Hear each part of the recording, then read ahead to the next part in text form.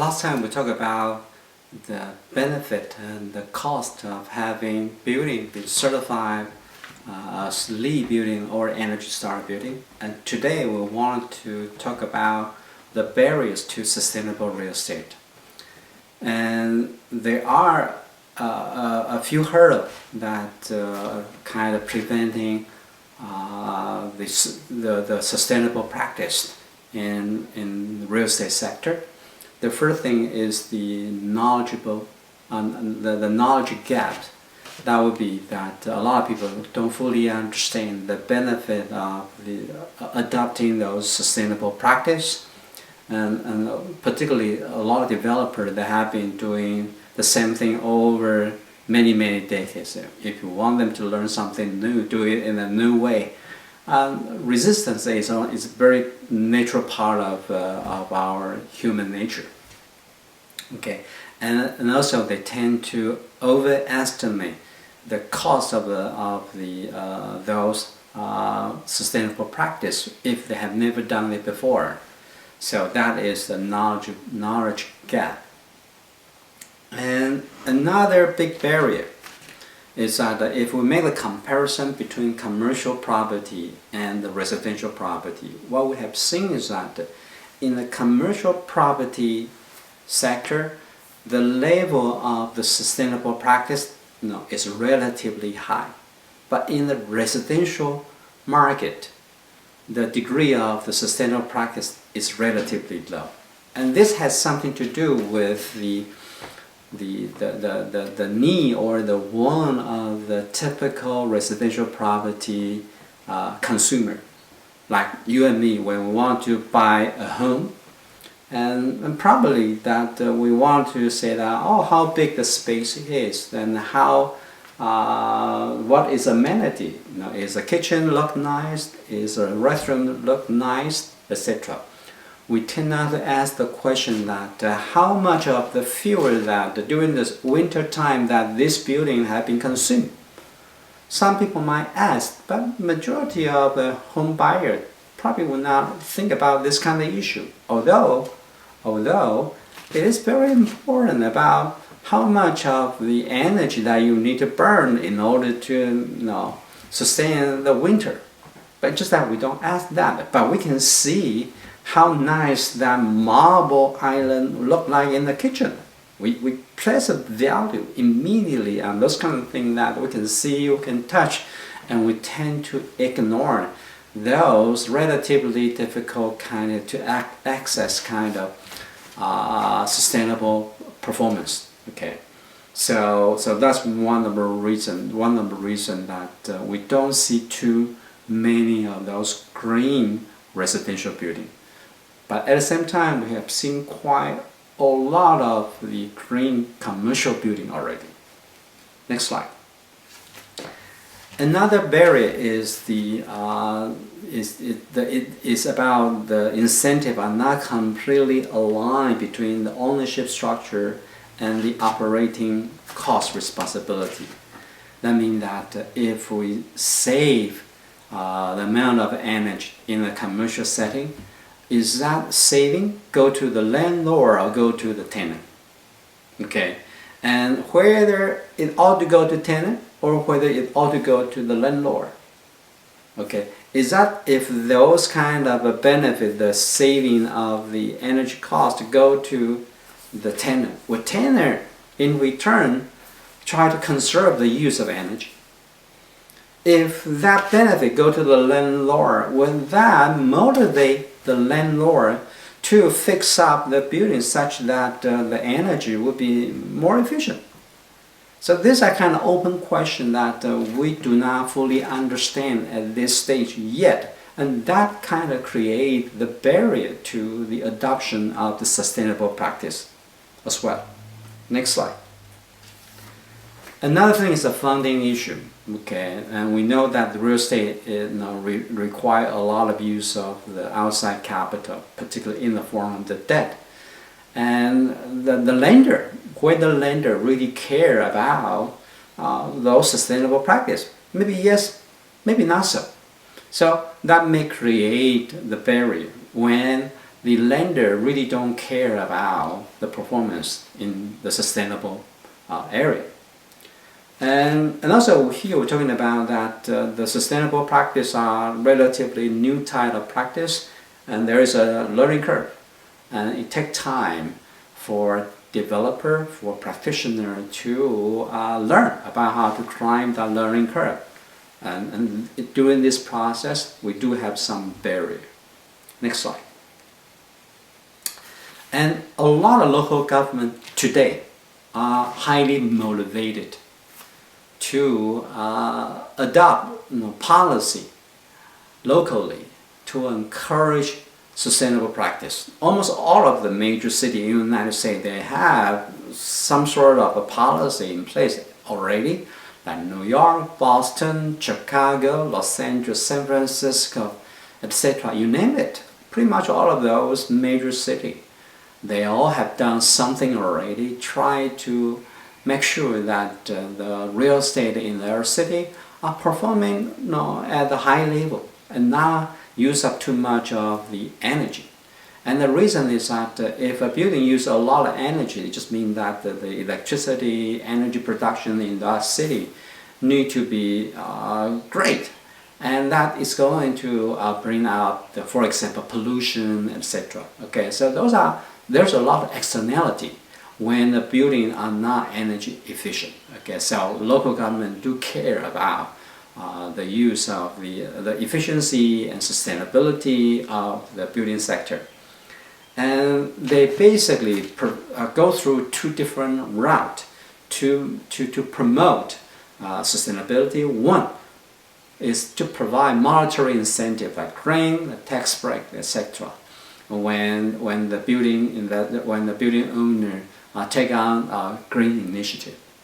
And monetary incentive, although sounds attractive, but often the case that the monetary incentive are not as useful compared with some of those non-monetary incentive. Particularly, we are talking about expedited permitting. What does it mean by expedited permitting? It just means that if the building, okay, let's say that we have a new construction. If it shoot for a very high level of LEED certification, the city may have a policy that a typical permitting process may take like 3 years or 4 years. But if it's certified at this high level, maybe it will only take 1.5 years or 2 years. And we are going to consider those new projects that are shoot for very high level certification. We are going to give them priority when they go through the city hall. So a saving of a couple months or 1 or 2 years, that would mean that a saving of a lot of interest expenditure from investor perspective. So this often motivates a lot greatly for the investor to take on the green building construction. In addition to expedited permitting, it could be other type of a non-monetary incentive, could be dedicated staff and officer. So there's a different line that you can get in there and get the help, the assistance from the local government, technical assistance, and floor area ratio bonus. That means that if you do it in a green way, you'll be able to build more given the size of your lot. So that's another incentive.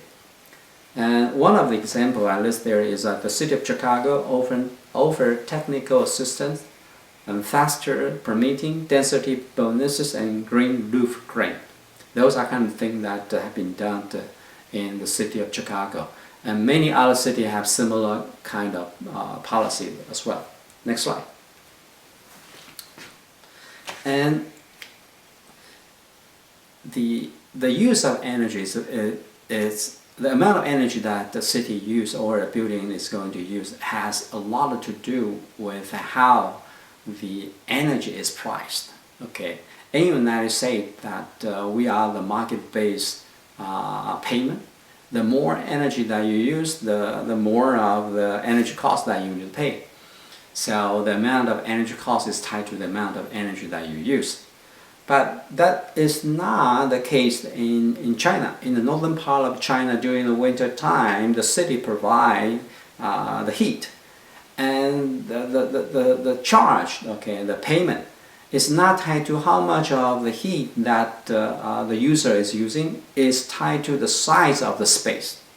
Okay, so that kind of encourage the property owner not pay attention to energy efficiency, because now if you have any kind of improvement, you still pay same amount of energy cost, because the energy cost is tied to the size of space instead of how much of energy that you use. And that of course leads to the next slide, that the resulting lack of the thermal envelope in China because that kind of energy policy. And so during the winter time, and a typical building in China leaking those heat and hot air like crazy, and they're just not really paying a lot of attention. So according to one statistics in Hebei province, each resident need an average of 2 tons of coal each winter, and in order to maintain the space to be warm. And so that's use of a lot of the energy, use a lot of fossil fuel, and that of course lead to the poor air quality in northern part of China as well. So it's very important, for the policy, for the public policy to encourage energy saving. Without having a good policy, and it's often lead to the waste in the use of energy and leading to a lot of externality. Next slide. Let's take a look at the largest REITs, office REITs in the United States. That's the equity office. What kind of operation that practice that in sustainability that I've been using? And for example, they are doing the so-called green cleaning. That means that they do not use those harsh chemicals to clean the office space. So the cleaning liquid and the cleaning material that they use are friendly to the earth. And they also use the so-called day cleaning. That means that they have their staff go into office space to clean up the space and to maintain the space, and during the daytime instead of during the nighttime, because when this kind of cleaning is done during the nighttime, it just means that during the nighttime the office space need to turn on the light. That will be use of energy. And the day cleaning, the good thing is that the worker will go into the office space to clean the space without incurring extra energy use. And of course, there's a little bit of technical difficulty require arrangement when you do the day cleaning, because the worker is still using the space. So often the case that a better coordination between the cleaning staff and the tenant would be, for example, let's say that the tenant would inform the cleaning staff that on one particular day, on one particular time, we have a big meeting company-wide, and so that would be a good time for you to come in to clean the space for our user. And then after our meeting done, when they come back, then you have a clean space. So better coordination and doing the day cleaning could save quite a lot of energy and lighting use during the night time. And that kind of saving could be shared by both the tenant and the landlord. And they also recycle the carpet. The office carpet, they usually need to be replaced like once every 3 years, once every 5 years. And in the old day, that they just send that to the landfill. And nowadays that they have the special contractor who come in to grab those old carpet and recycle those old carpet. And low floor toilet in terms of the saving of the use of water. So those are kind of the sustainable practice that the equity office is doing. Next slide. And they also try to save on the lighting, by using low energy light bulb. They install automation system. Whenever someone leaves the space, the light will be turned off, etc.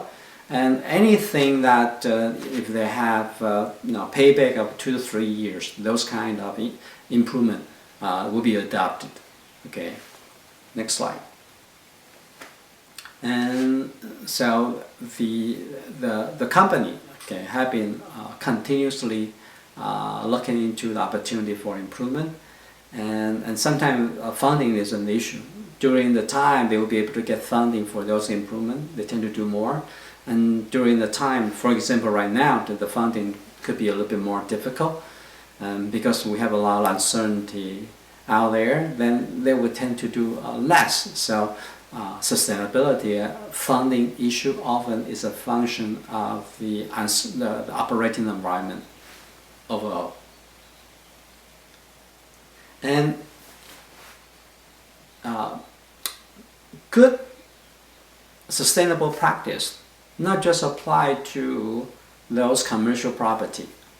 For a lot of residential property, there are certain kind of no-brainer that we can take on, and then those investment in sustainable practice are very worthwhile in terms of a high NPV, has a good internal rate of return, has a very quick payback period, etc.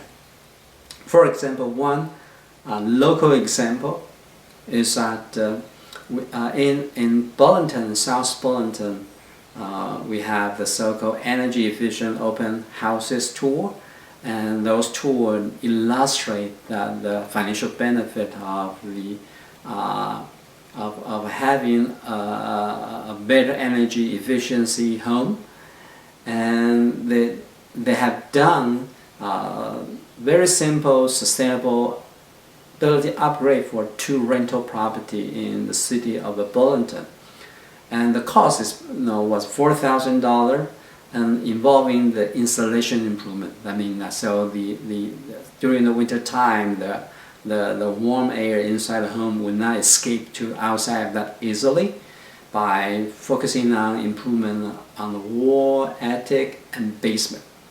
And just a simple $4,000 investment into one building. And what they have found is that there is a $300 reduction of the heating cost from $1,000 a month down to $700. So here we're talking about $300 improvement, and we would need to use heating almost like 5-6 months. So it just takes about 2 years. We'll be able to recoup that entire $4,000. So the payback period is about 2 years. And here just trying to show you that a little bit of the incremental investment in sustainability might be able to pay off itself in a very quick time frame, making it a no-brainer, making it a very high NPV project. So this is one of the examples from our local residential market. So if in the future you are a landlord, you have a couple of rental property, one way you'll be able to add value to your enterprise is to take a look at whether the very simple, essential kind of sustainability improvement would add value to your property. Okay, this is one of the local examples. And we have 2 additional slides for this topic. They involve 2 videos. One is a building in Seattle about how they perform, how they design a new building and achieve a very high level of sustainability. And this is labeled as the world's greenest office building. So let's take a look at, if we want to take that to extreme, how extreme it may look like. And then there's a second video. Is about the Empire State Building. We know the Empire State Building is a very old building, and it received a major renovation a couple of years ago, and now turned this building, this iconic old building, into a LEED Gold building today. and then and this is the second video that I would like to ask you to watch and to learn about that how can a old building owner would be able to, on one hand, add value to the property, and at the same time will be able to do nothing to our environment. Okay, so this is it for today.